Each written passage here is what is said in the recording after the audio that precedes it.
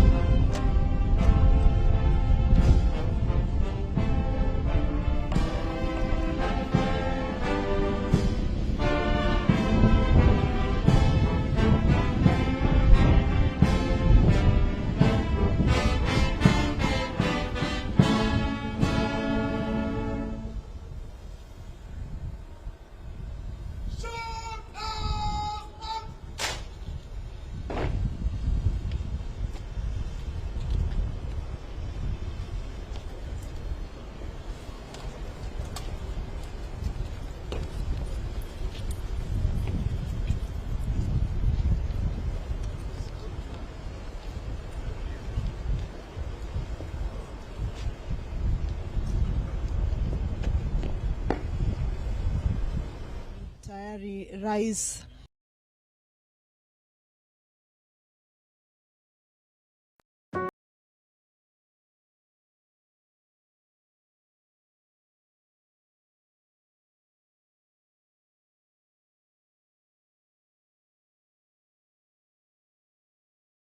there on your screen is saying hello to the Deputy Speaker of the National Assembly. There is the leader of the Majority Party in the National Assembly, followed by the leader of the Majority Party in the Senate, followed by the leader of the Minority Party in the Senate and in the National Assembly, the Senator for Narok County, Senator Ledama Olekina, there on your screen saying hello to the President. And that is the majority whip, and the clerk of the Senate, followed by the clerk of the National Assembly, and other senior officials in the Parliament of Kenya.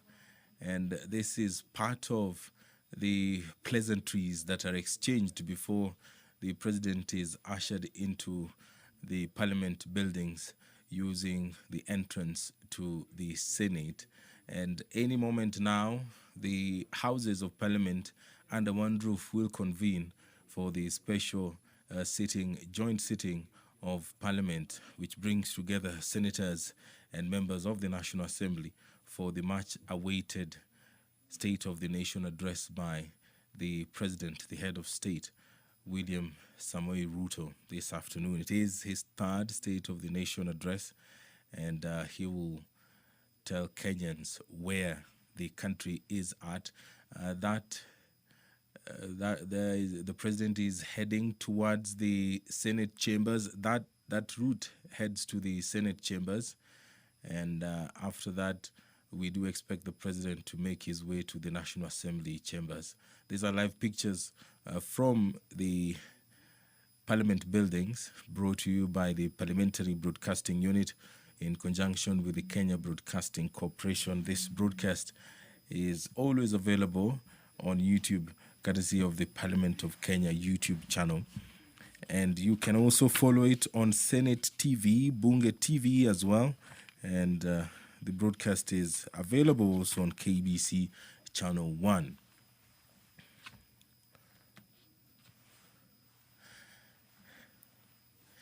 That's the main corridor that is leading to the National Assembly chambers. On your screen there is the members' lounge, and just behind the camera is the main highway that is leading to the National Assembly chambers. And thanks to the Parliamentary Broadcasting Unit, the pressings of Parliament really have been opened up to the public on numerous occasions. You get the opportunity to watch beyond what normally happens during the normal sittings on Tuesdays, Wednesdays, and Thursdays, and during special sittings. It is during such occasions that you get to interact with the images that often you don't get to watch on your TV.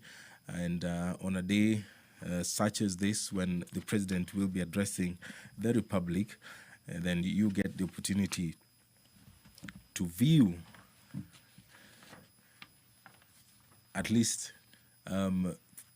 pictures from various sections of Parliament. On your screen, the members are familiarizing. In a couple of minutes, they will each take their seats. It is a huge assembly that is able to accommodate all the members of the Assembly and the members of the Senate. And it happens once in a while, at least twice in a year. Such sittings have become a norm, especially in the present-day Kenya, where the president gathers the members of Parliament and updates them on the steps that have been taken. Address matters progress that has been achieved in the realization of the national values, and also he gets to submit a report for debate to the National Assembly on the progress made in fulfilling the international obligations of the Republic. Now, in accordance with the provisions of the Constitution and Standing Order 22, subsection 2, the members were notified actually about the special sitting of Parliament that is set to take place today, the November 20th, where the President will be addressing the members of the Senate and the members of the National Assembly. And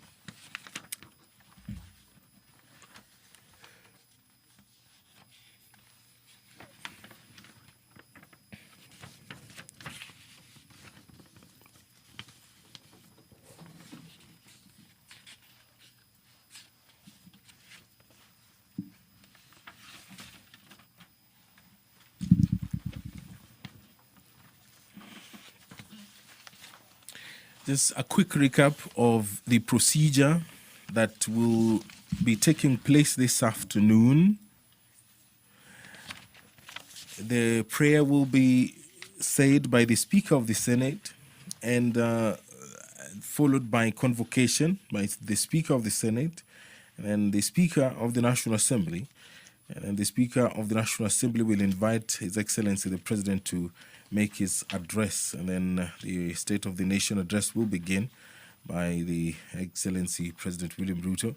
And after, there will be an adjournment. The Speaker of the Senate will begin, and thereafter, the Speaker of the National Assembly will follow suit.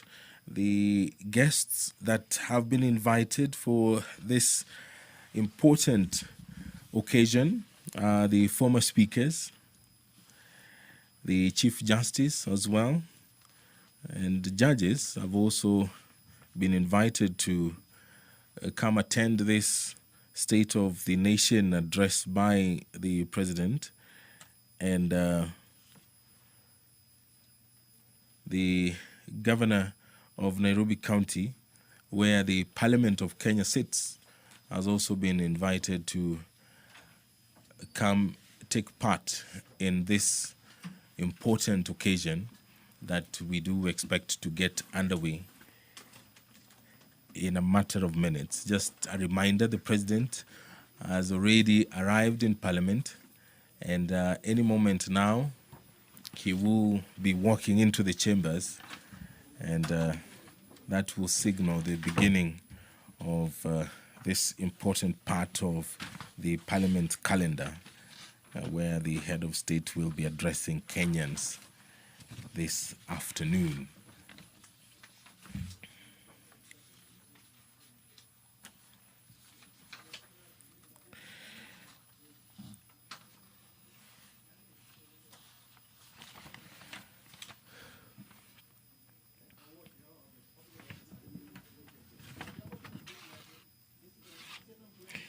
Now, Article 132, Sub-Article 1B of the Constitution requires the President to address the nation once every year and at any other time.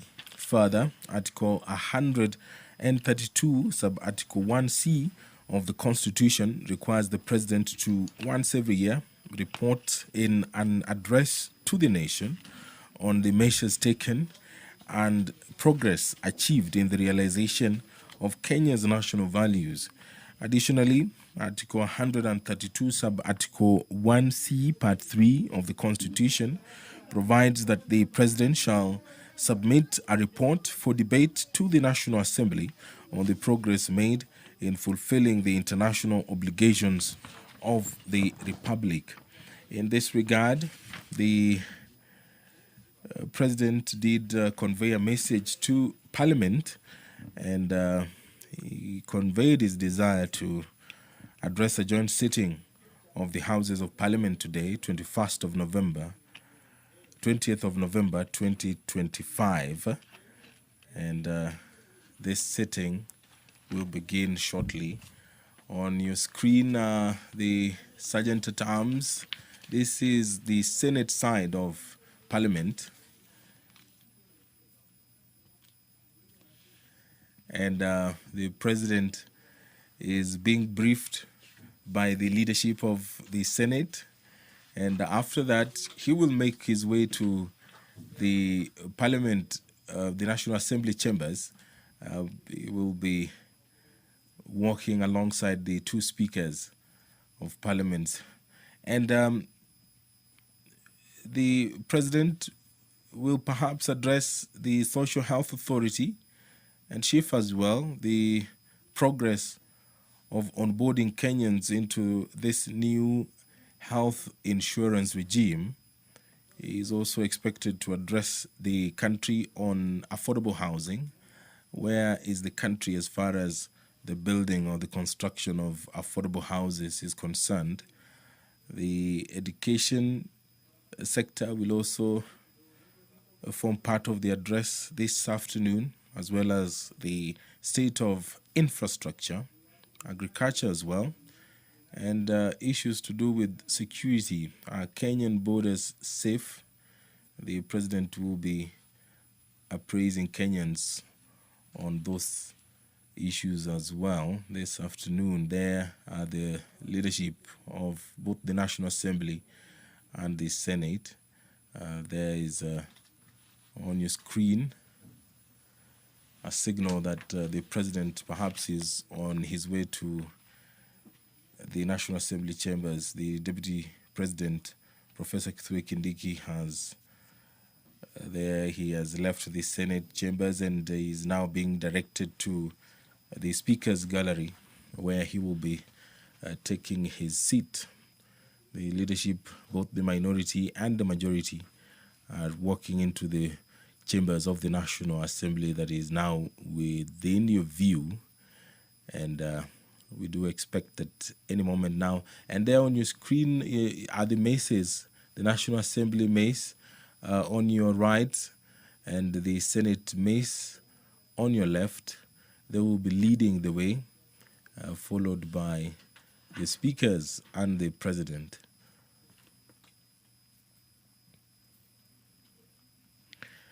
The part of the ceremony that takes place on the Senate wing is the signing of the visitor's book. He is a guest today,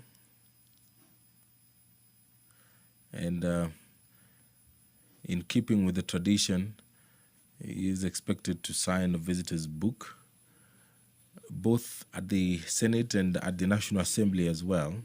Just part of the usual tradition that accompanies the State of the Nation address.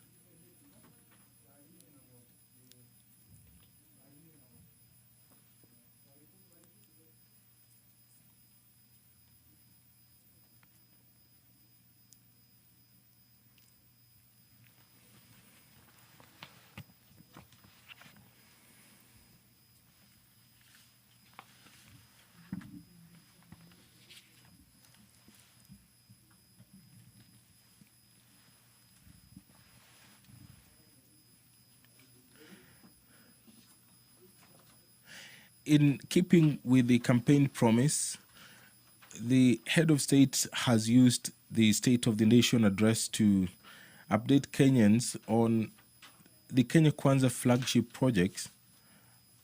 One of them, the affordable housing and the Hustler Fund. They have featured prominently in his previous speeches to Parliament.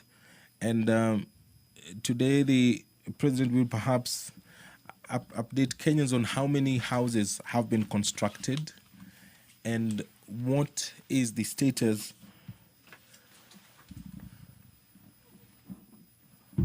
of the Social Health Authority registration by numbers.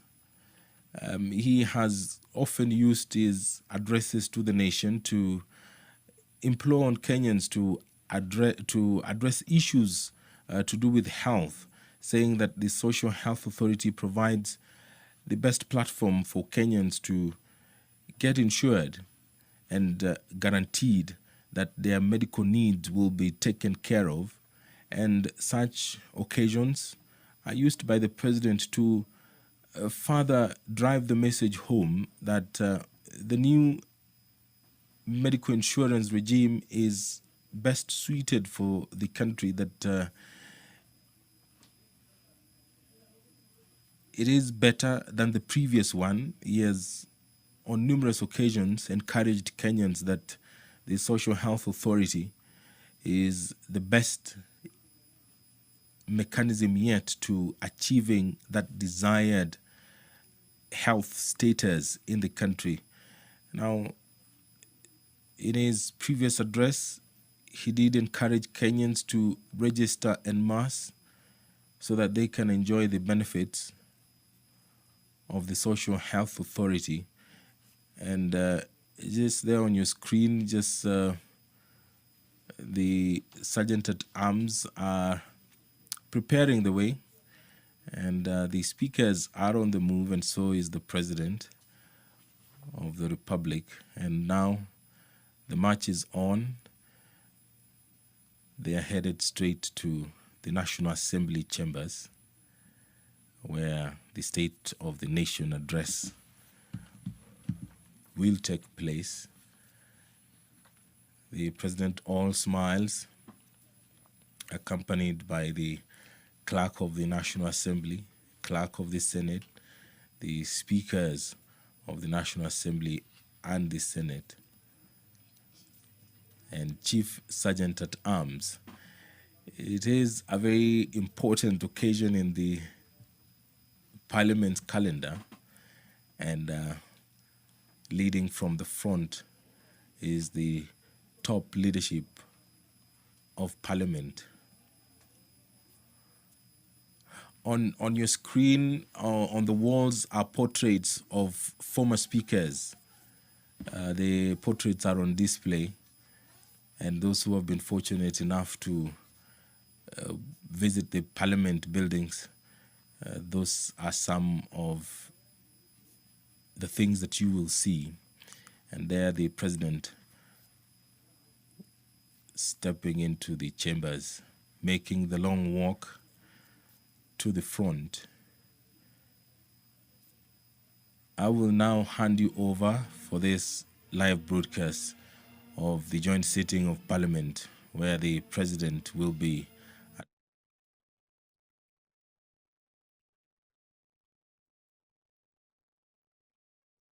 with the Kenya Broadcasting Corporation. My name is Edward Kabasa. On behalf of my colleague Gladys Mungai, enjoy your viewing.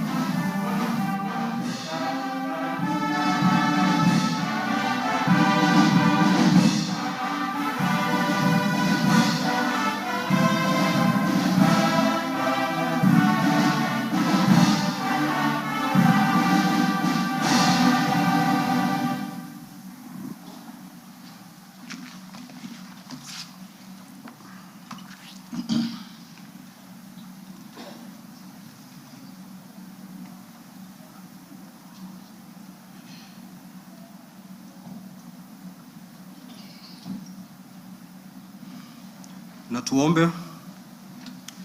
Ewe Mwenyezi Mungu, twakusihi ututazame kwa neema nyingi na baraka, sisi watumishi wako ambao umeridhika kutuita kwa nyadhifa za uongozi katika jamhuri hii yetu. Twakuomba utuajalie tuyatende na kufikia mambo yote yatakayofikishwa mbele yetu kwa njia ya haki na uaminifu, ili kustawisha amani, ufanisi na heri ya nchi yetu na wale ambao haja zao umezikabidhi mikononi mwetu. Amen. You may be seated.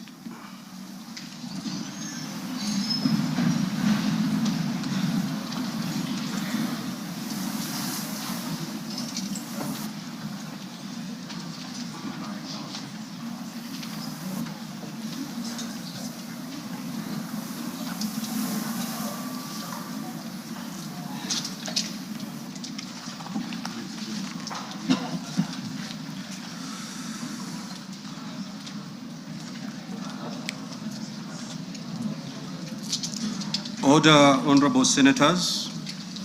Your Excellency, the the Honorable Dr. William Samoei Ruto, CJH, President of the Republic of Kenya, and Commander-in-Chief of the Defense Forces, the Right Honorable Dr. Moses Wetangula, EGH, MP, Speaker of the National Assembly, Honorable Members of Parliament, Article 132(1)(b) of the Constitution provides that the President shall address a special sitting of Parliament once every year and may address Parliament at any other time.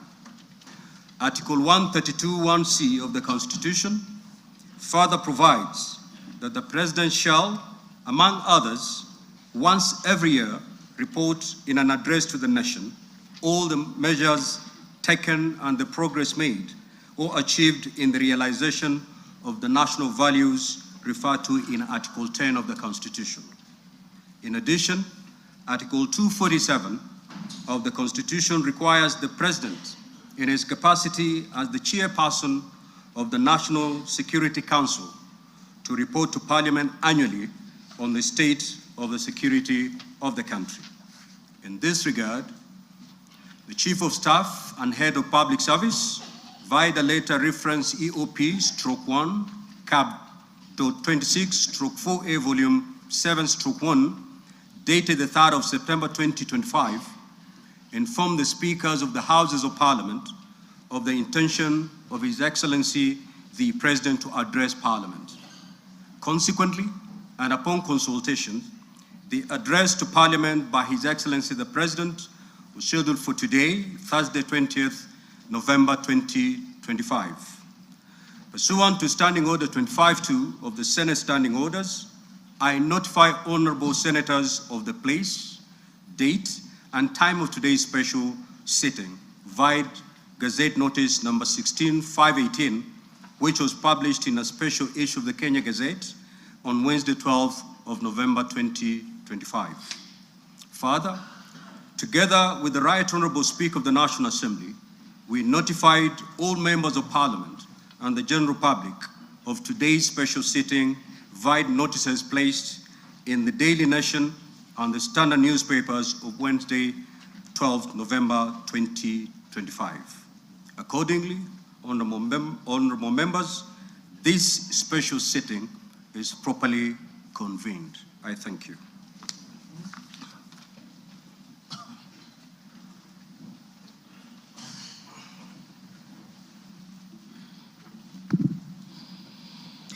Your Excellency, Honorable Dr. William Samoei Ruto, CGH, President of the Republic of Kenya and Commander-in-Chief of the Kenya Defense Forces, the Right Honorable Amason Kingi, EGH MP, Honorable Speaker of the Senate, Honorable Members of Parliament, members of the Diplomatic Corps, distinguished guests, ladies and gentlemen. Article 1321(b) of the Constitution requires the President to address the nation once every year and at any other time.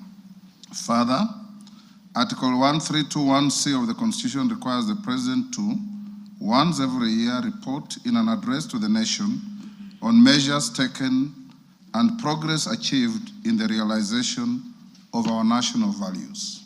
Additionally, Article 1321(c)(3) of the Constitution provides that the President shall submit a report for debate to the National Assembly on the progress made in fulfilling the international obligations of the Republic. In this regard, honorable members, by way of a message to the House, His Excellency the President conveyed his desire to address a special sitting of the Houses of Parliament today, 20th November 2025. Therefore, pursuant to the provisions of Standing Order 22 of the National Assembly Standing Orders, by Gazette Notice number 1651, which was published in the Kenya Gazette on 12th November 2025, and indeed as also notified to all members and the general public by way of newspaper notification published on 12th November 2025, I gave notice of this special sitting of Parliament to the members of the National Assembly. Accordingly, honorable members, this special sitting is properly convened. Your Excellency, honorable members, distinguished guests, ladies and gentlemen, It is the custom of Parliament to recognize invited guests seated in our galleries. I therefore wish to recognize the following guests who are seated in the Speaker's row. Her Excellency Rachel Ruto, First Lady of the Republic of Kenya, and other members of the First Family. His Excellency, the Honorable Professor Kithure Kindiki, EGH, the Deputy President of the Republic of Kenya. The Honorable Musalia Mudavadi, EGH, the Prime Cabinet Secretary, and Cabinet Secretary, Minister of Foreign Affairs and Diaspora Affairs. Your Excellency, honorable members, also present this afternoon is the Chief Justice and President of the Supreme Court, Honorable Lady Justice Martha Koome, EGH. She is accompanied by the Deputy Chief Justice and Vice President of the Supreme Court, Honorable Lady Justice Philomena Mwilu, EGH, Honorable Justice Daniel Musinga, CBS Presiding Judge, Court of Appeal, Honorable Justice Oscar Angote, MBS, Presiding Judge of the Environment and Land Court, and Honorable Justice Brian Ongaya, EBS, Judge of the Employment and Labor Relations Court. We are also honored to have in our midst the immediate former Speakers of the Houses of Parliament, the Honorable Francis Ole Kaparo, the Honorable Ekwe Ethro, and the Honorable Kenneth Lusaka, EGH, the Governor of Bungoma County, and Clerk Emeritus of the National Assembly, Ambassador Michael Sialai, CBS. Also in the gallery, we have the Chairperson of the Council of Governors, who is also the Governor of Wajir County, the Honorable Ahmed Abdullahi, and the Honorable Johnson Sakaja, Governor of Nairobi City County. May I also accord special recognition to all Cabinet Secretaries present and particularly acknowledge 5 of them who are former ranking members of the Houses of Parliament, namely Honorable Aden Duale, EGH, former leader of the majority party in the National Assembly, Honorable Kipchumba Murkomen, EGH, former Senate Majority Leader, Honorable John Badi, EGH, and Honorable Opio Wandai, EGH, both former leaders of the minority party in the National Assembly, and the Honorable Alice Wahome, EGH. If Honorable Mutai Kagwe is present, he's also a former member of the House, I acknowledge him. I also acknowledge Principal Secretaries and members of the Diplomatic Corps, heads of constitutional commissions, and independent offices and state corporations present. You are all welcome to Parliament. Your Excellency, I wish to make a special welcome to Parliament and mention the Chief of the Kenya Defense Forces, General Daniel Kahariri, and the respective service commanders, the Inspector General of Police, and other leaders of our disciplined forces who are seated at the Speaker's row. Parliament deeply appreciates your outstanding contribution to the national defense, security, and distinguished service to our nation. To all invited guests, we say, Karibu Bunge. Your Excellency, honorable members, distinguished guests, ladies and gentlemen, I wish to draw your attention to the officer standing to the right of the chamber in green. He is the Chief Sergeant at Arms of the National Assembly, Mr. Aloisio Lekulo, OGW.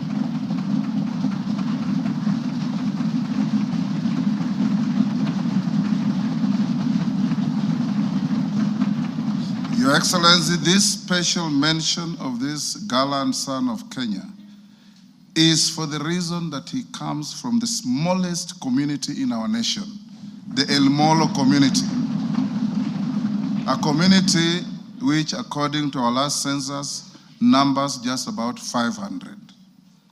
He has risen through the ranks as a high school teacher, as a DO, and competitively employed in Parliament in the year 2006 in the Sergeant's office, rising to become the Chief Sergeant at Arms. Today is his last day on duty, having served diligently in public service.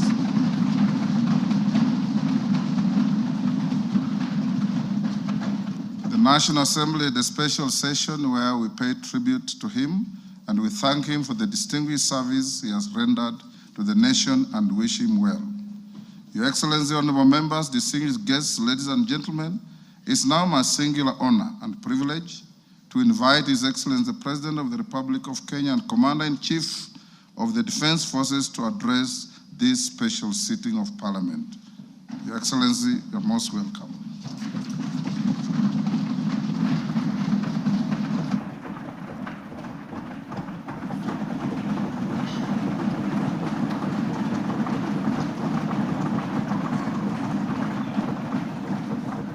Thank you very much. The Honorable Speakers of the National Assembly and Senate, the Honorable Members of the National Assembly and Senate, the Chief Justice and the leadership of the Judiciary, Cabinet Secretaries, Your Excellencies, distinguished guests, fellow citizens, ladies and gentlemen. 2 years ago, when I delivered my first State of the Nation address, I had a vision to sell. Today, I have a story to tell.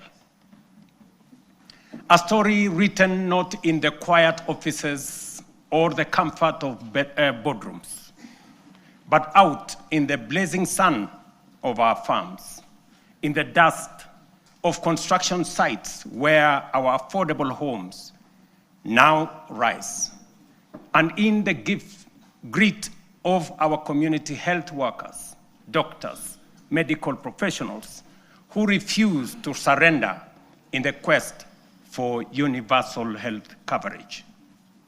It is written in the steady hum of our factories, in the determination of millions daring to dream and finance their vision through the Hustler Fund, in the courage of our young people working on housing sites, in the Climate Works program, in the digital ecosystem, and in the bravery of those who, looking beyond our borders, have sought livelihoods abroad to sustain families back home.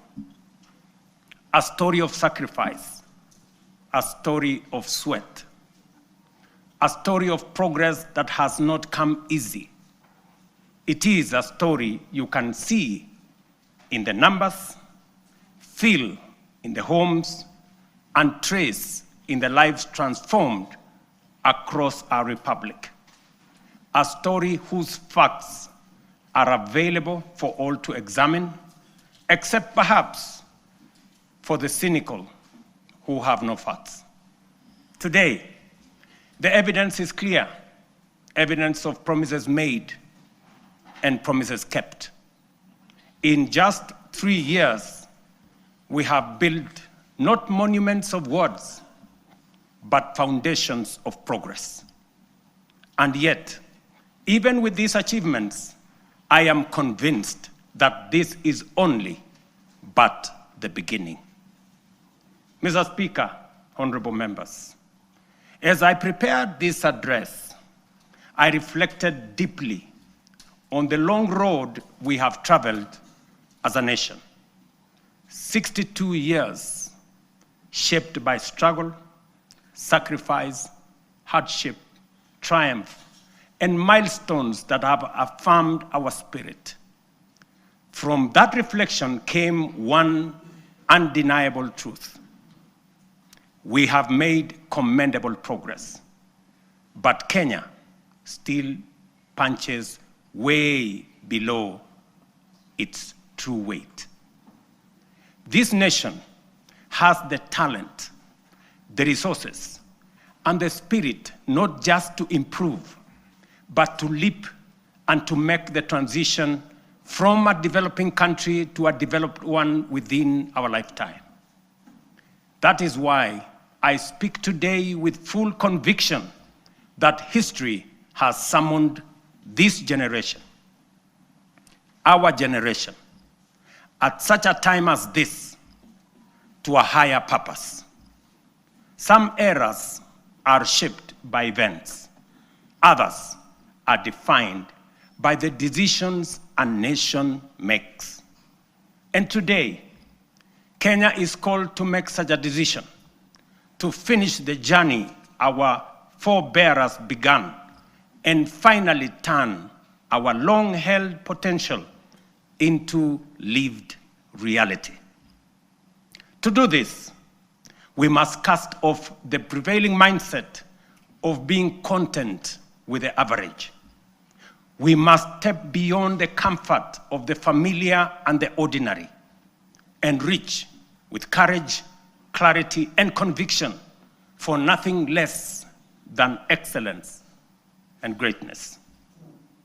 Therefore, as we examine the achievements of the past 3 years, results that have laid a firm foundation for equality of opportunity and a nation where no one is left behind, today I will also place before you not just a vision, but a national project that is realistic, grounded, and entirely within our reach.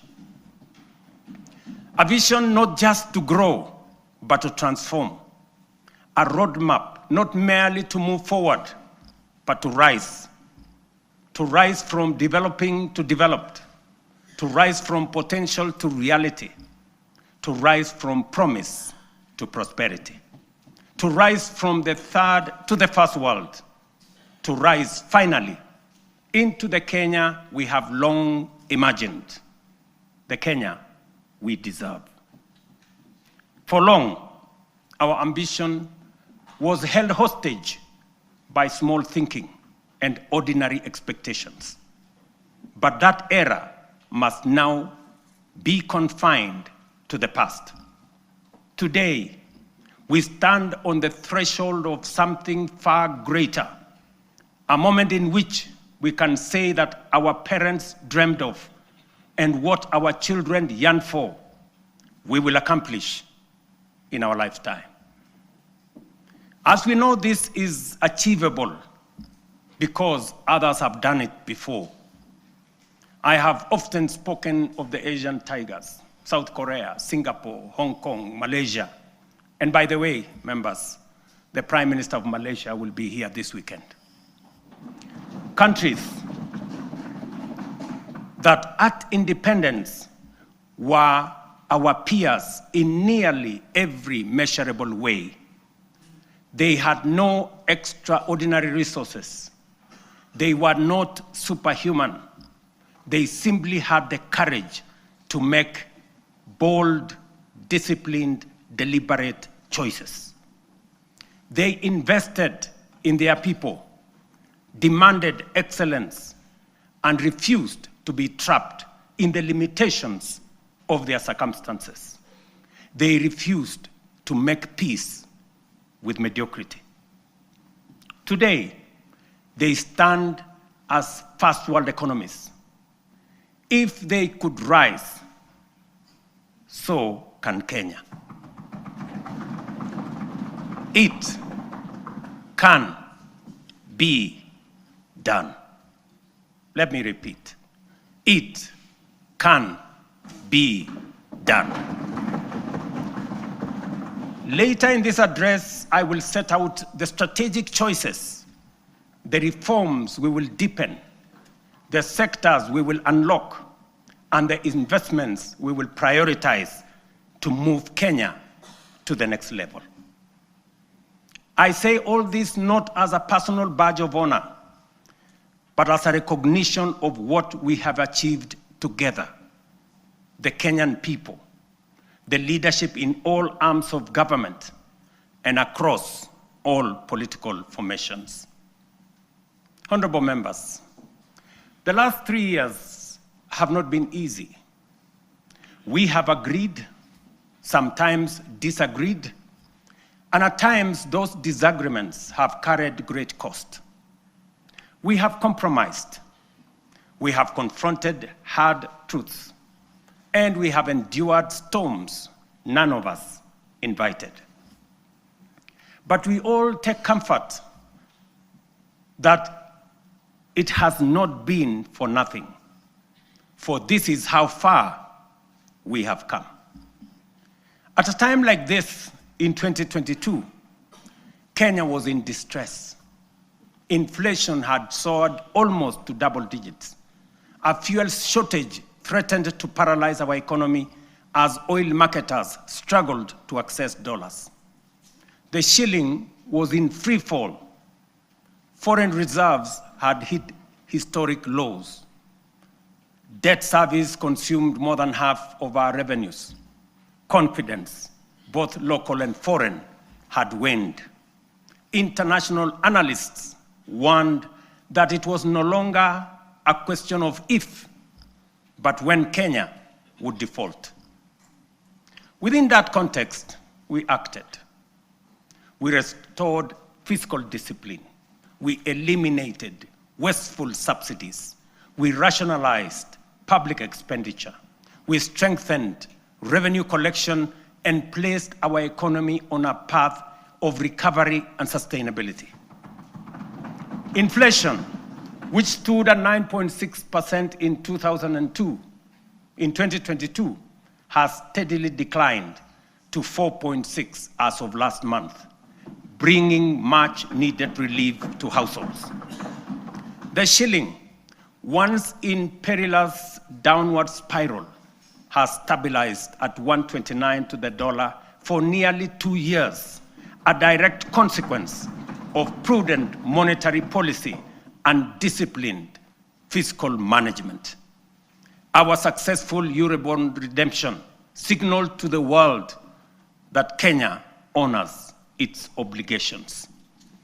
3 years ago, Kenya was ranked the 8th largest economy in Africa with a GDP of 115 billion US dollars.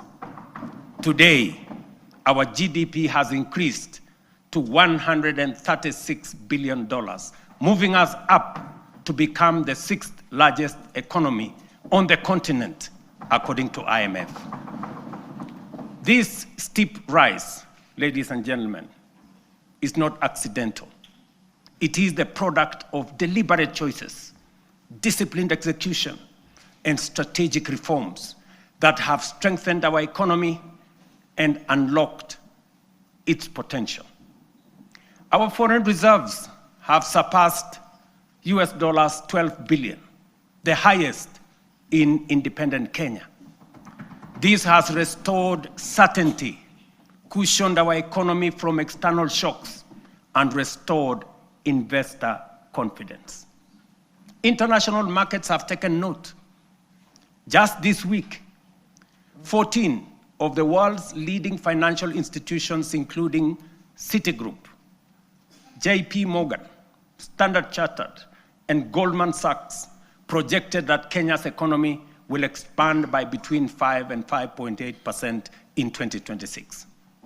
This confidence is anchored in solid fundamentals: lower credit costs, rising exports, improved household spending driven by low inflation, and a broadly stable macroeconomic environment. Standard & Poor's has upgraded Kenya's sovereign credit rating from B- to a firm B, our first upward revision in many years, signaling renewed international confidence. This upgrade lowers our risk profile, attracts more investment, and reduces borrowing costs for both government and the private sector.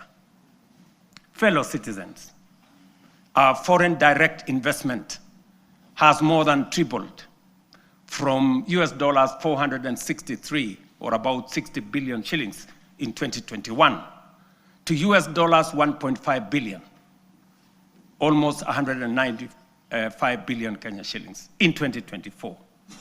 In the last 36 months, over 300 new businesses, including 500 foreign companies, have registered and set up shop in Kenya, reflecting renewed confidence and improved ease of doing business.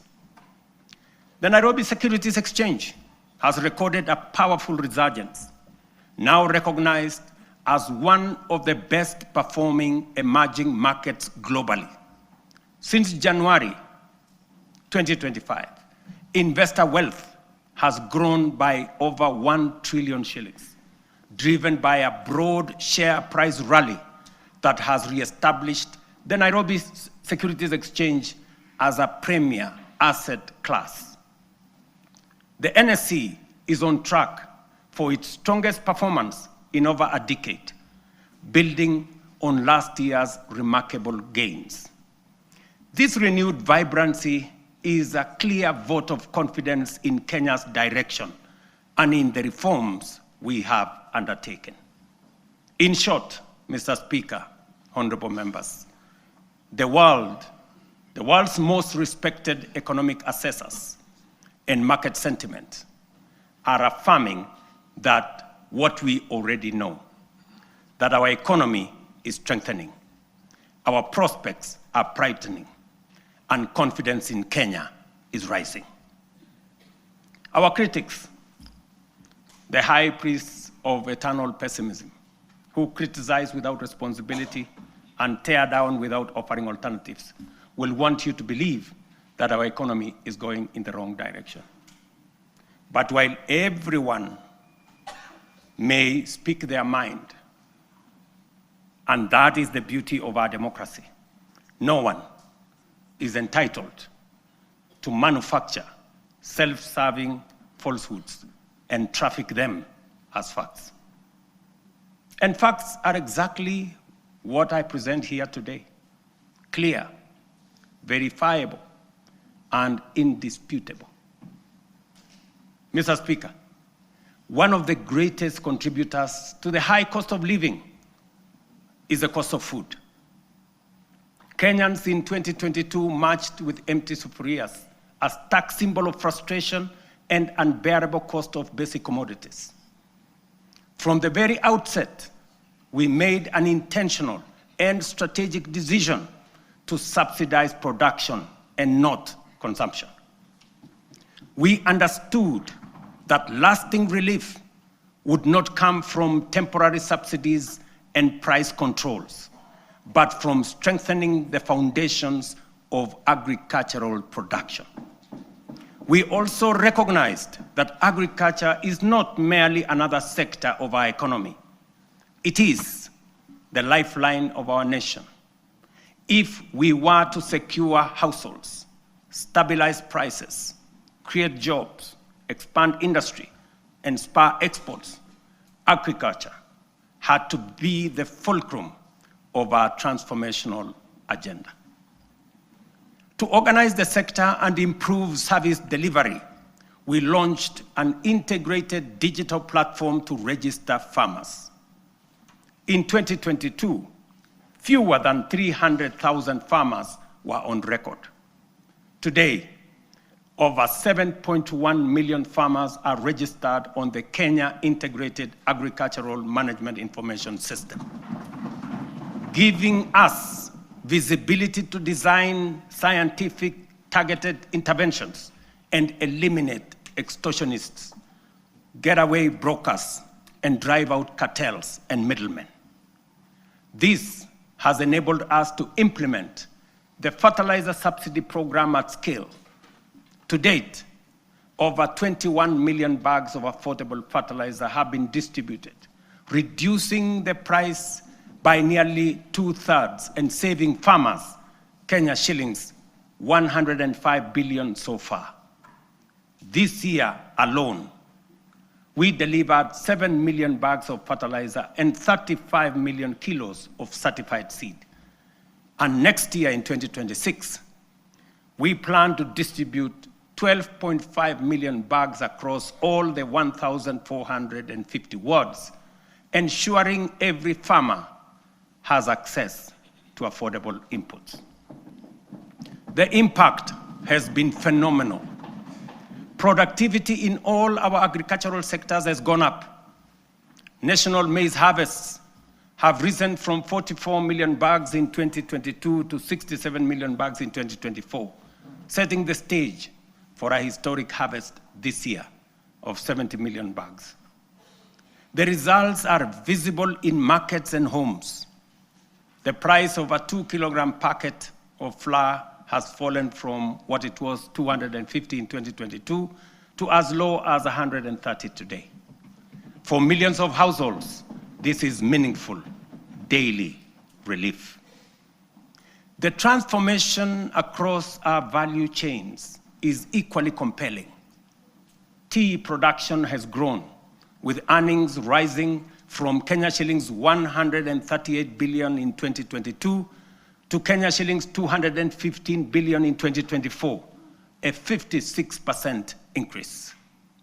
The coffee sector, once on the brink of collapse, is roaring back. Nearly 50,000 seedlings have been distributed.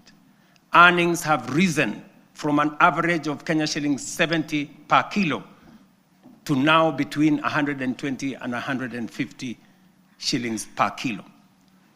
We are on track to increase exports from 48,000 metric tons to 60,000 metric tons this year, and projected to reach 150 million tons in 3 years' time. Edible oils acreage under production expanded by 90% between 2022 and April 2025, cutting the edible oil import bill by 17 billion in 1 year. By 2027, we aim to halve this bill, saving Kenya nearly 60 billion in foreign exchange. Cotton production has nearly tripled. Cashew nut yields have grown following the distribution of 900,000 seedlings, and so has coconut output after the provision of 1 million seedlings. The sugar sector, long troubled, is now stabilizing. Area under cane is up by 200,000 acres. Production has surged 76% to over 815,000 metric tons. Imports are down 70%. To secure this process, we have leased Nzoia, Muhoroni, Sony, and Chemelil factories to competent private sector operators. Our livestock value chain is rising. Leather exports are up 56% to Kenya shillings 2.5 billion. Local shoe production now exceeds 11 million pairs, and meat exports have grown 45% to 12.5 billion. In dairy, milk production has surged to 5.3 billion liters, while exports have nearly doubled to 9.4 billion. Dairy farmers' support has enhanced with the installation of 230 new milk coolers. Nearly 8 million animals have been vaccinated, and Kevevapi has produced a record 94 million vaccine doses, which are used locally and also exported to our neighbors in the region. We have reduced the cost of semen from 8,000 shillings per dose to 1,000 for our dairy farmers. The outcome of these reforms is unmistakable. We have enhanced food security, raised farmer incomes, driven agro-industrialization, and expanded Kenya's export footprint. This is the transformation we promised, now unfolding across our nation, fulfilling the national values and principles of governance, particularly sustainable development, as required under Article 10 of our Constitution. It is in accordance with this constitutional duty that I report to this House today. Mr. Speaker, honorable members, let me now turn to healthcare, the foundation of human dignity and the heartbeat of every nation that chooses compassion over neglect. Over the last 3 years, we have undertaken the most ambitious transformation of health systems since independence. Reforms rooted in equity, powered by innovation, and guided by a simple conviction that every Kenyan, wherever they live and whatever their means, deserves equal care.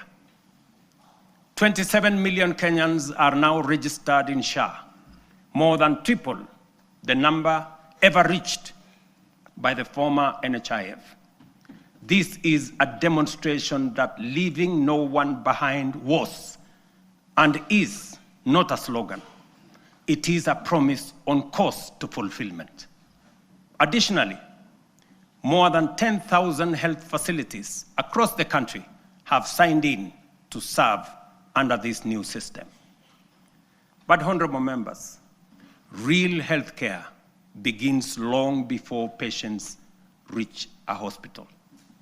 That is why in September 2023, we deployed 107,000 community health promoters, the largest primary health workforce in our history, trained, equipped, and present in every ward in all our 47 counties.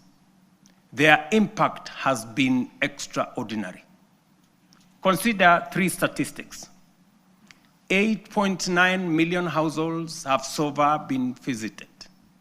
9.9 million diabetes screenings have been done with 134,000 cases diagnosed. 6.5 million hypertension screenings have been conducted with 305,000 cases confirmed. Millions of lives have been touched and thousands saved. This is what equity looks like. This is the meaning of universal health care. This is leaving no Kenyan behind indeed.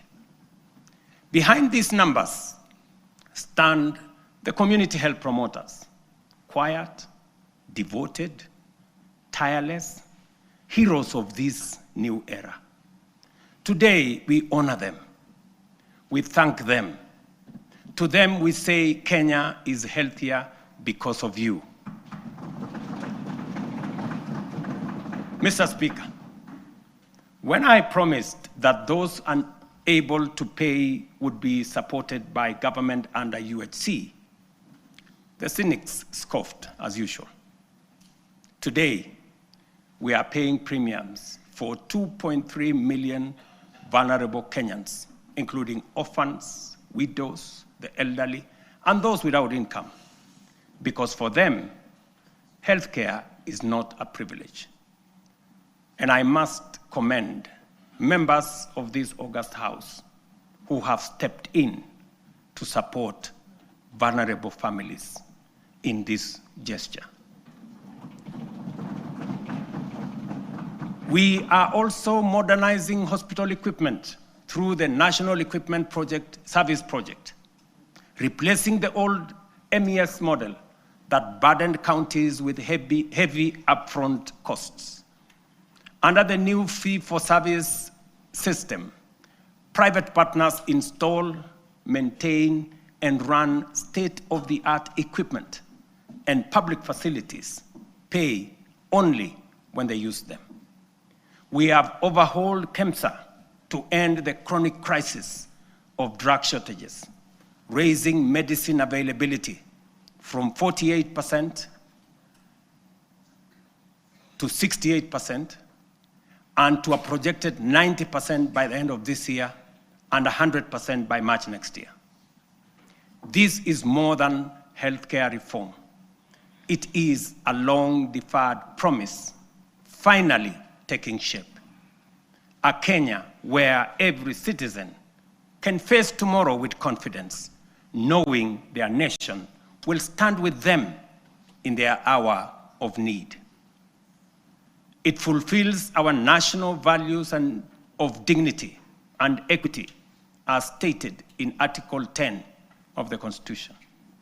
In the same spirit, the government is strengthening financial protection for Kenyans under cancer treatment. Social Health Authority will enhance the cancer benefits package from the current 550,000 shillings to Kenya shillings 800,000, effective December 1. This enhancement responds to the rising cost of sustained cancer care and ensures that patients can access quality, uninterrupted treatment without facing financial hardship. Mr. Speaker, honorable members, when I assumed office, our education sector was in distress with a strained CBC transition, a chronic teacher deficit, universities on the edge of insolvency, and overstretched infrastructure. We moved quickly to restore education as the great equalizer. Through the student-centered funding model, scholarships and loans now follow need and merit, placing the learner at the center. Nearly 500,000 students have already benefited from this model. We then tackled the teacher crisis head-on. We have hired, as you all know, 76,000 teachers, with 24,000 more to be brought in by January next year. That will translate to 100,000 teachers in 3 years, an achievement unmatched in the history of our country. Together with the national government CDF, we have delivered 23,000 new classrooms and 1,600 laboratories are under construction, easing congestion and giving CBC the dignified facilities it requires. TVET has become the engine of practical skills. Enrollment has leaped from 341,000 in 2022 to 718,000 as young Kenyans embrace engineering, ICT, modern agriculture, hospitality, design, and the trades that power a modern economy. In strengthening education at every level, we are giving life to the national values in Article 10, especially equity, human dignity, and sustainable development, ensuring every child has a fair chance to rise. Mr. Speaker, honorable members, 3 years ago when we said we would deliver affordable housing, the cynics dismissed it. They said it was fantasy. When they realized we were serious, they called it impossible.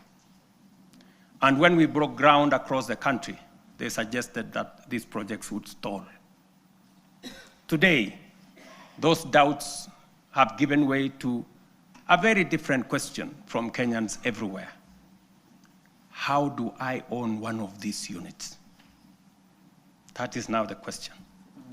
Across the country, we are delivering the most extensive housing rollout in Kenya's history.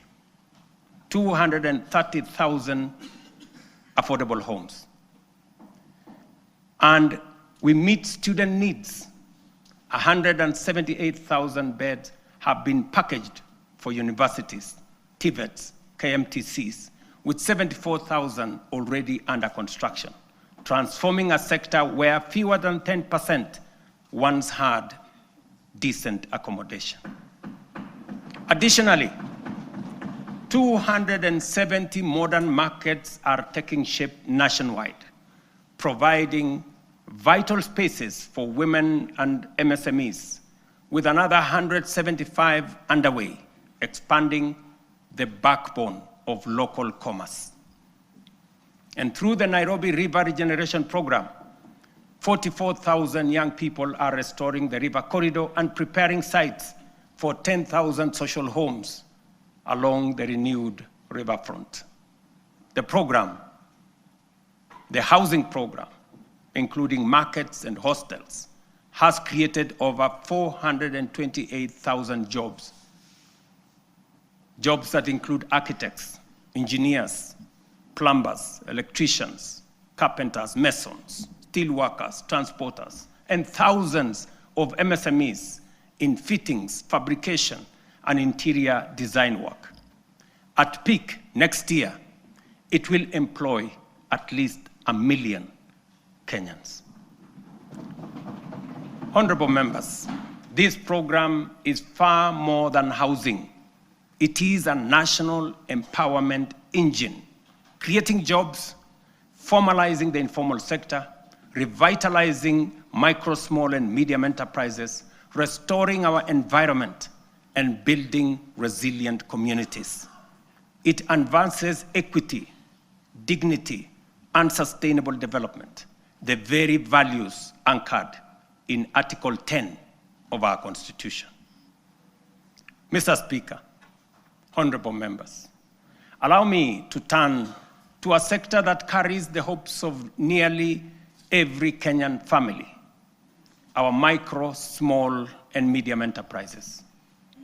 MSMEs are the backbone of our economy, the engine room of innovation, and the daily hustle of more than 15 million Kenyans. For decades, access to affordable credit trapped millions in frustration. Without collateral, there was no loans. For the millions blacklisted, every door of opportunity was shut. And when banks refused to take a chance, their dreams simply stalled. As promised, we broke that cycle. The Financial Inclusion Fund, the Hustler Fund, now stands as the largest financial inclusion program since independence, extending over 80 billion shillings to 7 million Kenyans. And those who were blacklisted, the 7 million once blacklisted Kenyans, have since repaired their credits. 3 million small businesses and their owners, previously locked out of the formal finance, are now banked. And 2 million Kenyans are now frequent borrowers.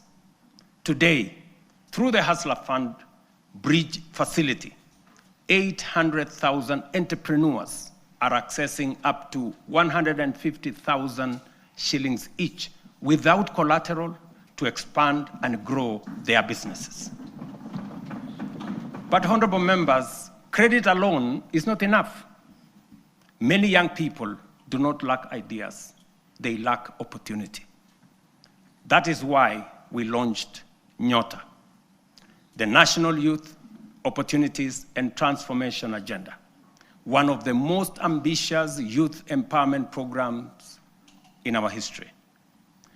Over the next 5 years, Nyota will uplift 820,000 unemployed young people through apprenticeship, recognition of prior learning, entrepreneurship grants, digital skills training, and support savings. When the program is fully implemented, it will have placed 90,000 young people into work or enterprise, certified 20,000 into different skill areas, capitalized 110,000 businesses, and matched savings for 190,000 savers, while building capacity of 600,000 more to undertake government procurement under the ACBO program. Ladies and gentlemen, over the past 3 years, our digital transformation agenda has become one of the most powerful engines of renewal. A quiet revolution changing how Kenyans live, how they work, learn, or do business. We have expanded the fiber optic by 24,000 kilometers and moved from 0 public Wi-Fi hotspots in 2022 to nearly 1,500 today, connecting communities once left behind. We have set up 300 digital innovation hubs with 400 in the pipeline, gateways where ideas grow and enterprises begin. At the heart of this shift is digital government. From less than 400 services on eCitizen to 22,500, we have delivered one of the fastest digital migration in the world. Access is easier, efficiency higher, leakages sealed, and corruption pushed out. And as our young people are driving it, nearly 2 million have been trained in digital skills, and 300,000 now earn a living online through Ajira, Jitume, and our expanding business process outsourcing sector. Mr. Speaker, having set out the work of the last 3 years, it would be easy almost comfortable to pause, congratulate ourselves, and settle into the warmth of modest progress. But comfort is how nations stall. It is how Kenya once slowed while the Asian tigers raced ahead. We cannot allow that. We will not allow that. And we must not allow it. Because this moment demands more of us. More courage, more ambition, and a refusal to settle for the ordinary. As I said earlier, we often speak of the Asian tigers with a reference that makes their rise seem like a miracle from a distant world. We marvel at how they journeyed from poverty to industrial powerhouses, from aid recipients to exporters of world-class goods. And we ask, what secret advantage did they have? History answers us plainly. They had none. Their rise was not magic. It was intentional and crafted through leadership, discipline, strategic investment, and uncompromising rejection of mediocrity. Their stories begin in ruins. The example of post-war Japan, with barely 2,000 kilometers of paved road, and South Korea, whose GDP per capita was nearly identical to Kenya's at independence. Today, Japan commands over 1.1 million kilometers of paved roads, while Kenya has 22,000, 62 years after independence. South Korea's GDP per capita now exceeds 36,000 US dollars, compared to our own 2,200 US dollars. These comparisons are not meant to indict us, but to demonstrate what becomes possible when a nation chooses ambition over resignation. From their journeys, clear lessons emerge. These nations set aside small dreams and integrated boldly with global markets. They built first world infrastructure in what was third world environments. They invested obsessively in their people, the engineers, scientists, innovators, and technicians who powered their ascent.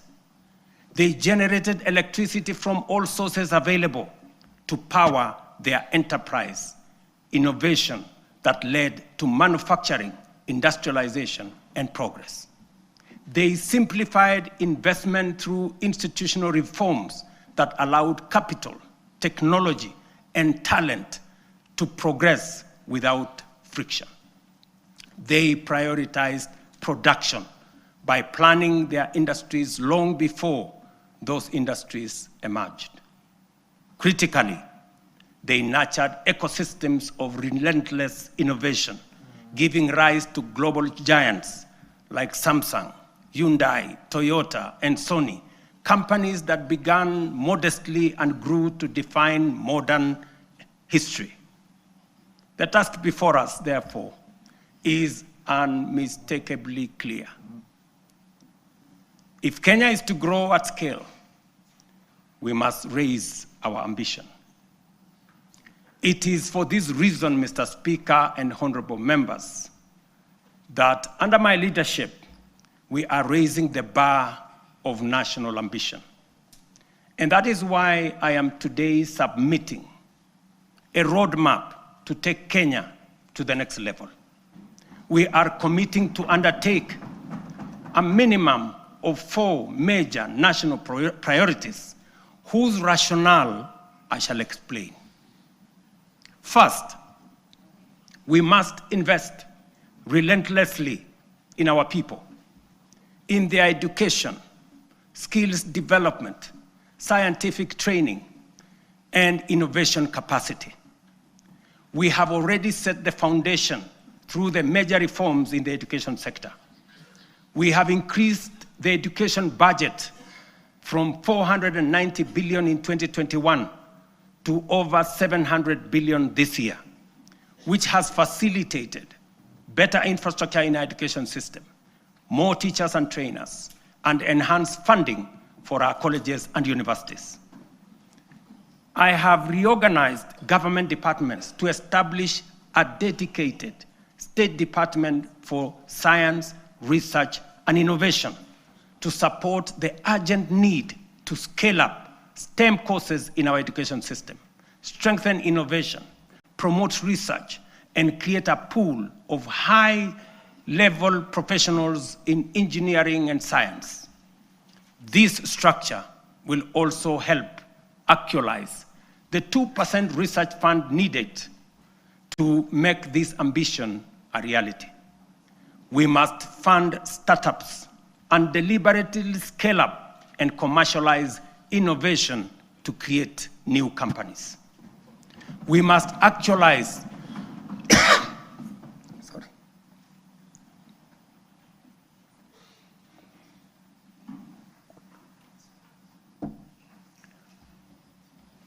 We must actualize the National Research Fund, moving from the current 0.8% of GDP to 2% of GDP.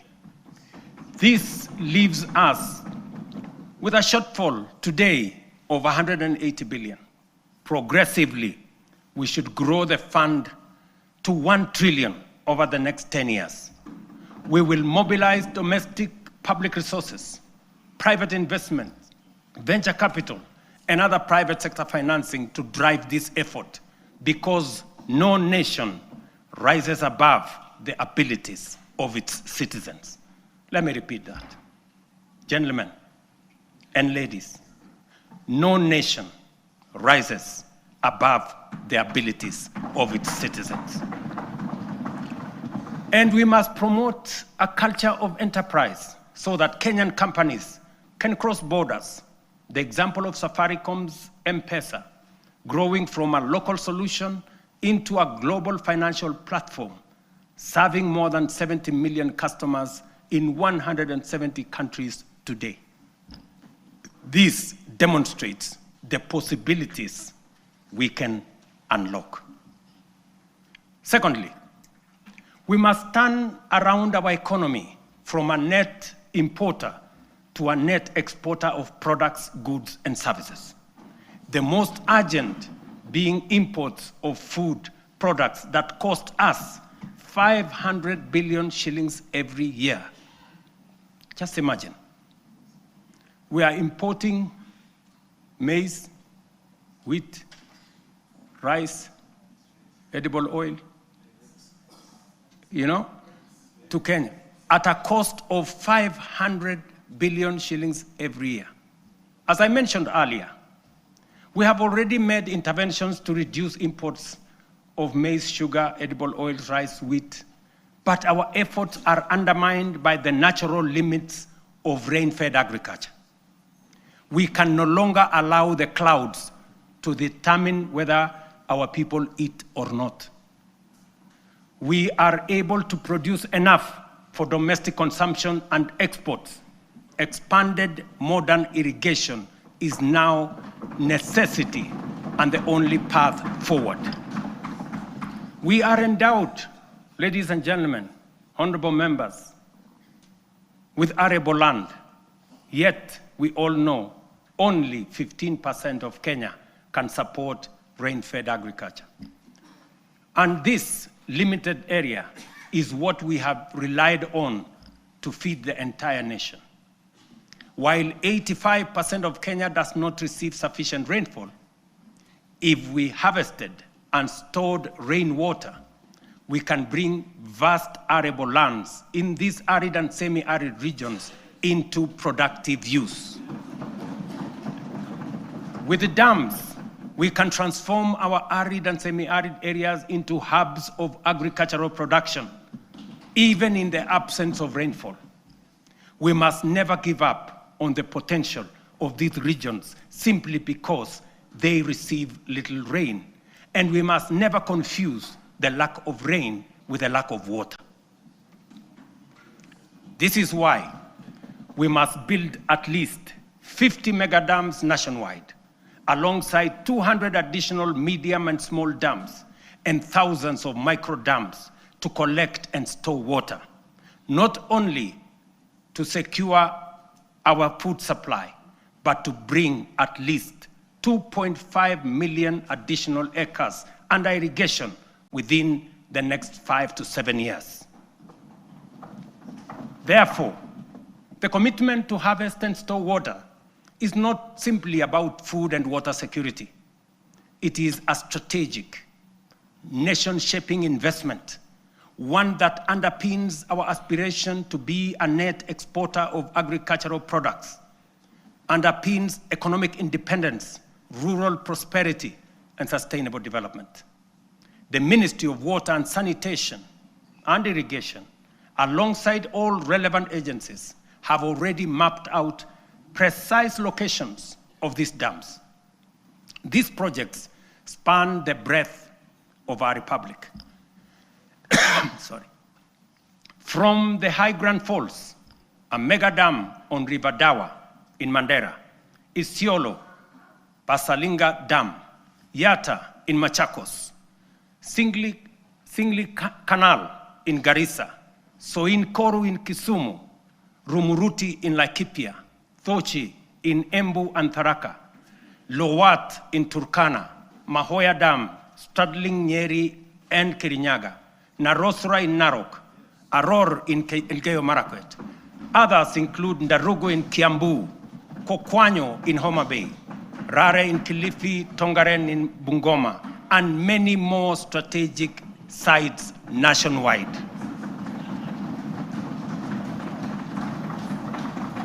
Mr. Speaker, expanded irrigation will also supply the volumes, consistency, and quality of raw materials required for our next economic frontier, which is agro-industrialization.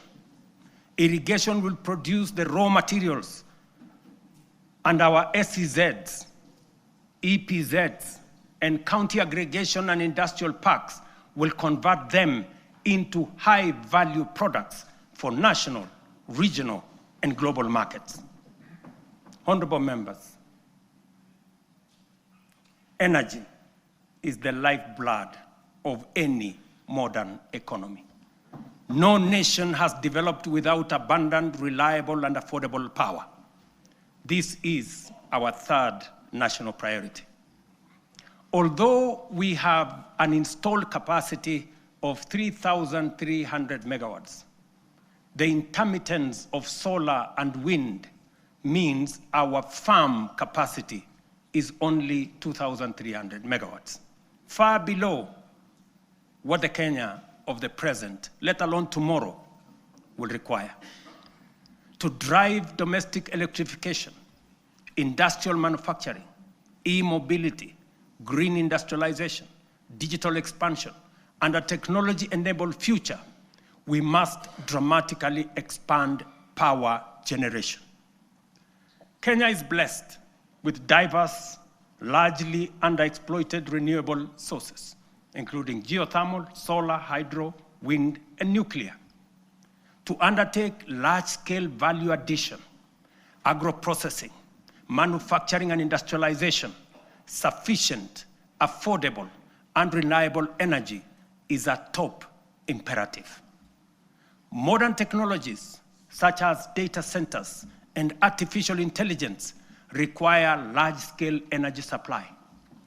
To modernize our economy, leverage on technology to create new opportunities, and to turn our agriculture and natural resources into products, manufacturing and industrialization consume many megawatts of energy. As a result, we have to generate an additional 10,000 megawatts in the next 7 years, so as to move our country to the next level and undertake the transition necessary for our growth. Our fourth national priority is transport and logistics. As the region's economic and diplomatic hub, home to the United Nations' largest office and only office in the Global South, and the 6th largest economy in Africa, Kenya must maintain world-class seaports, airports, highways, and digital corridors. Efficient transport and logistics are the backbone of our competitiveness. They accelerate national development, connect products to markets, move goods and services, lower the cost of doing business, and will reinforce Kenya as the aviation and commercial capital of East and Central Africa. History teaches us that nations rise on the strength of transport and logistics. Japan's post-war revival, enabled by strategic road expansion, is a clear example. From only 2,000 kilometers of road, they constructed over 1 million kilometers of paved road in 7 decades. We in Kenya, you know, we have only constructed 22,000 kilometers over a relatively similar period. To scale up, ladies and gentlemen, honorable members, our transport and logistics program, the Ministry of Roads and Transport have already mapped out a comprehensive network of 2,500 kilometers of highway for dualing and 28,000 kilometers of road to be tarmacked over the next 10 years. We will onboard private-public partnership in the modernization of Jomo Kenyatta International Airport, Mombasa and Lamu Airport, and sort out the challenges facing Kenya Airways by next year. This work is already in progress. Next week, I will launch the dualing of the 170-kilometer Rironi-Naivasha-Nakuru-Mau Summit Road. On the same day, I will break ground on the dualing of the 58-kilometer Rironi-Mai-Mahiu-Naivasha Road. The gridlock that paralyzes these roads every day, especially on weekends and holidays, will soon, by God's grace, be a thing of the past.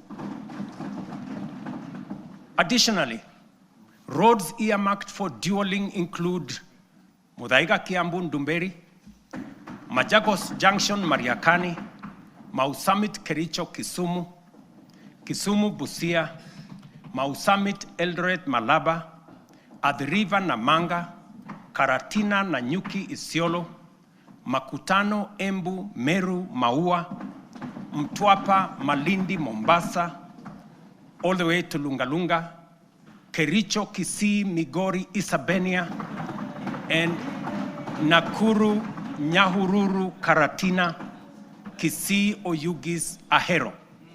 The northern bypass, James Gishuru roads, Bomas Karen Gong, and Bomas Ongata Rongai Kiserian, including Gong Isinya and Naivasha to Kikuyu, among many other key corridors nationwide. This infrastructure drive will also include extending the standard gauge railway from Naivasha to Kisumu and eventually to Malaba. And that exercise, ladies and gentlemen, is beginning in January. In just 2 months, we will be beginning that process. Honorable members, estimates indicate that achieving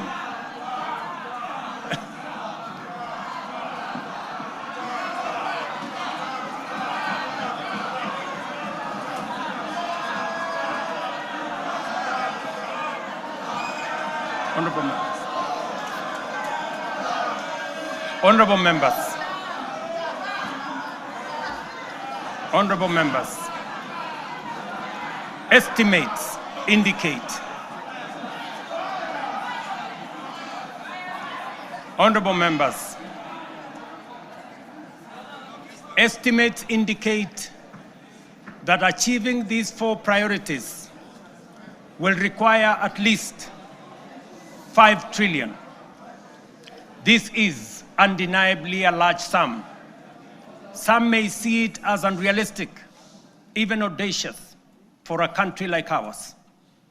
But allow me to recall President John F. Kennedy's words in 1962 as he rallied America to reach the moon.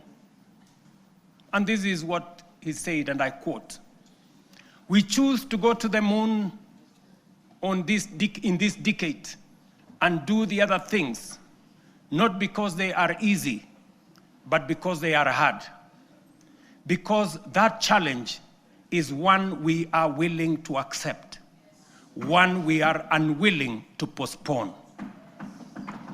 These 4 projects are our national imperatives, commitments we must embrace without hesitation, not because they are easy, not because they are cheap, but because they are absolutely necessary, because they are worthy of our time.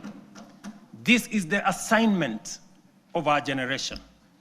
This is the purpose for this administration and this parliament, the 13th parliament. And this is the moment we must rise up to. Which brings us to the next question. Given our fiscal constraints, how shall we finance these transformative projects and do so sustainably? The answer, ladies and gentlemen, lies in 2 key financing vehicles: the National Infrastructure Fund and the Sovereign Wealth Fund. As noted earlier, our development ambitions require sustained, large-scale investment in education, in roads, in energy, water systems, logistics, transport, and digital network. Yet, our fiscal space is narrow. We cannot continue funding essential infrastructure through unsustainable borrowing and burdening taxpayers with additional taxes. But neither can we afford to postpone these imperatives without risking our future. There is need to be innovative in the use of our national revenues, or the national revenues at our disposal. There is need to deploy our national assets available to us in creating public-private partnerships that will crowd in the enormous pool of private sector resources available regionally and globally. This is why we will establish the National Infrastructure Fund, whose architecture will be underpinned by the reforms in the Government-Owned Enterprises Bill, passed by this august House, that I will sign into law tomorrow. This fund is the strategic solution that will provide a framework to innovatively scale up our resources to match our ambition. It will fulfill our manifesto commitment to rebuild Kenya's infrastructure while reducing reliance on tax and debt. We will do this by using budgeted resources prudently and introducing a financing architecture that leverages capital markets, diversifies ownership through unlocking of national assets through privatization, and use PPP frameworks to channel private capital into public priorities. For decades, Kenya has privatized major public assets, from Kenya Airways to KenGen, from Kenya Re to Safaricom.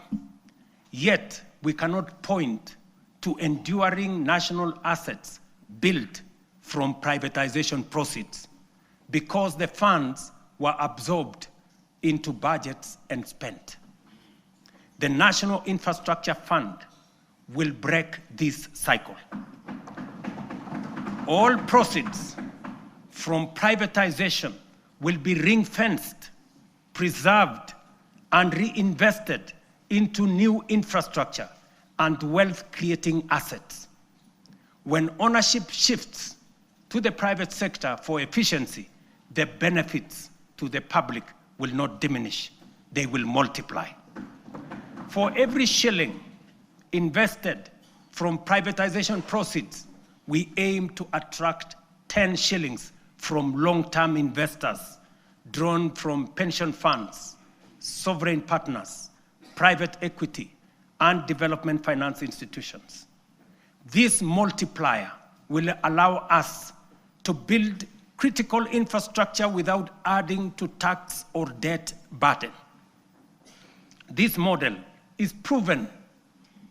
Australia's Future Fund, Singapore's Temasek, and UAE's Mubadala demonstrate that commercially run public investment funds can grow national wealth and deliver transformative infrastructure. The National Infrastructure Fund is therefore more than a financing tool. It is a generational strategy, preserving value, mobilizing capital, accelerating delivery, and ensuring Kenya becomes stronger, wealthier, and more competitive. Ladies and gentlemen, honorable members, our Constitution under Article 201C stipulates that the burdens and benefits of the use of resources and public borrowing shall be shared equitably between present and future generations. In essence, when we use natural resources or borrow, we must ensure future generations are not left poorer. That is why, alongside the National Infrastructure Fund, we will establish the Sovereign Wealth Fund to give full effect to the constitutional principle of intergenerational equity. A portion of all royalties from natural resources and a portion of proceeds from privatization of national assets will be invested in the fund. This fund will rest on 3 pillars. Number 1, savings, to be invested for the future, as countries like Norway, Kuwait, Saudi Arabia have done with trillion-dollar funds. Number 2, stabilization, a buffer against global shocks, including commodity volatilities, pandemics, and geopolitical disruptions to ensure fiscal stability. And number 3, infrastructure. A carefully managed share will be invested in commercial terms to attract private capital to national projects while growing public wealth. History has already warned us. Along our coast region, titanium deposits have been exploited and depleted. And because we lacked a sovereign wealth framework, future generations will inherit nothing from the resources that we got from titanium. We cannot repeat this mistake. Mr. Speaker, honorable members, that is the scale of our national ambition. This is the blueprint for financing it prudently and responsibly. To shape this vision, I have engaged sincerely with leaders across the political spectrum. I've engaged many members of parliament, many governors, community leaders, and with Kenyans from all walks of life. I discussed this vision with the late Right Honorable Raila Amolo Odinga in the presence of Professor Anyang' Nyong'o, who reminded me that no nation has industrialized without roads, energy, and food security. I have engaged former President Uhuru Kenyatta, who emphasized the necessity of scaling up infrastructure investments. Honorable members, allow me to express profound gratitude to the 13th Parliament for your outstanding contribution, your foresight, your consistency, focus, and commitment on what is good for Kenya. The progress made in the last 3 years would not have been possible without your legislative agility, principled oversight, and commitment to national interest. When the history of this generation is written, this House, the 13th Parliament, will occupy a full and proud chapter. Your decisions are recorded not only in debates or statutes, but in the lives lived, progress of every Kenyan that has been achieved. For this, I extend my deepest gratitude and appreciation.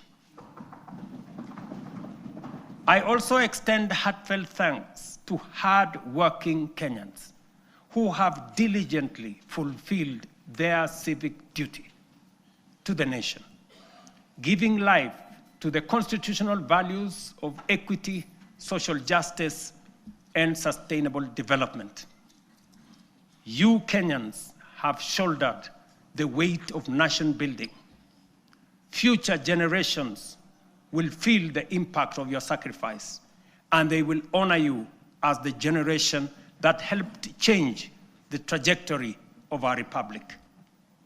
As I conclude, I reiterate that those of us in leadership must bear in mind one critical lesson. Leaders are not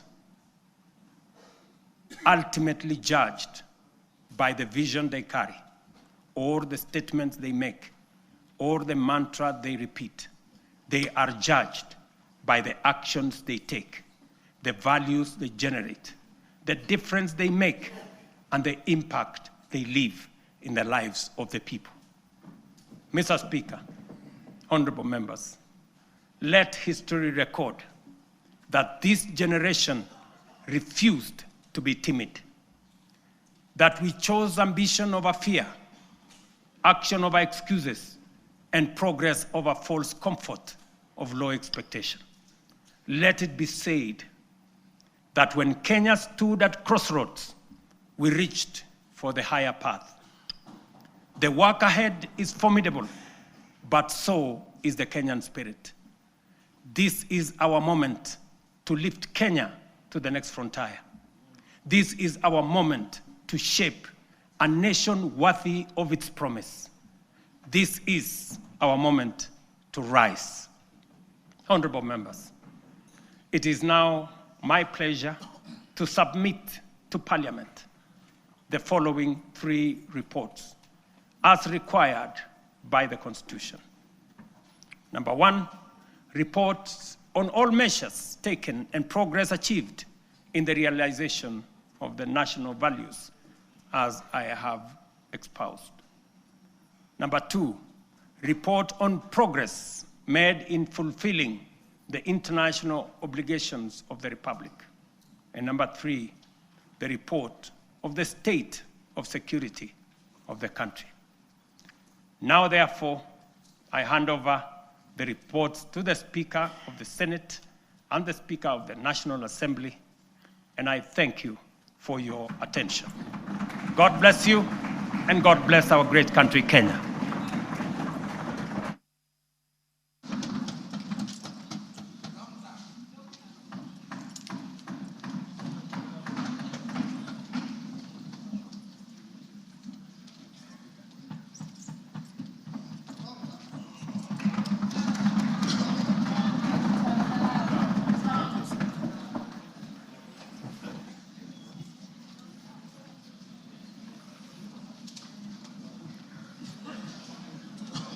Honorable members, let us be upstanding.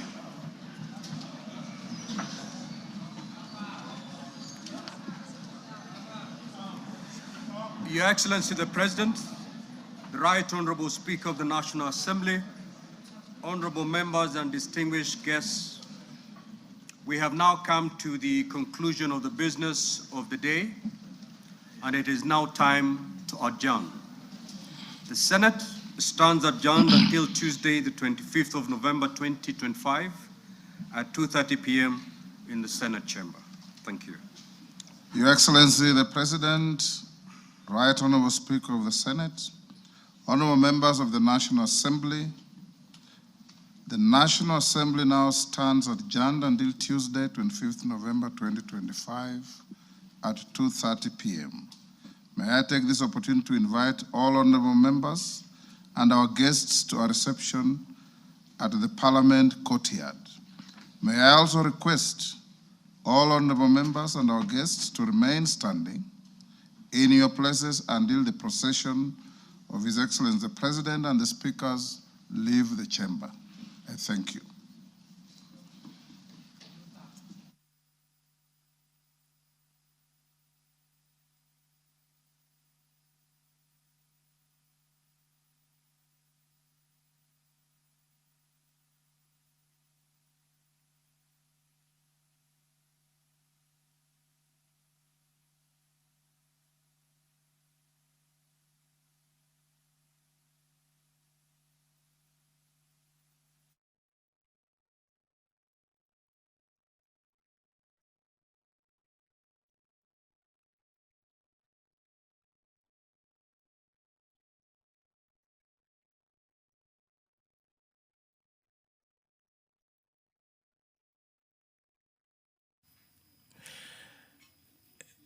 The president has wound up his address to the nation. He was addressing a joint sitting of parliament, and he's currently walking out of the National Assembly chambers led by the maces of both houses and accompanied by the speakers of the National Assembly and the Senate. The president has delivered the report on all measures taken and progress achieved in the realization of national values, and also the report on progress made in fulfilling the international obligations of the Republic, and the report on the state of security. The State of the Nation address is in keeping with the provisions of the Constitution and the standing orders of both the National Assembly and the Senate. This broadcast is brought to you by the Parliamentary Broadcasting Unit in conjunction with the Kenya Broadcasting Corporation. And on behalf of the team here, my name is Edward Kabasa. I hope you enjoyed your viewing.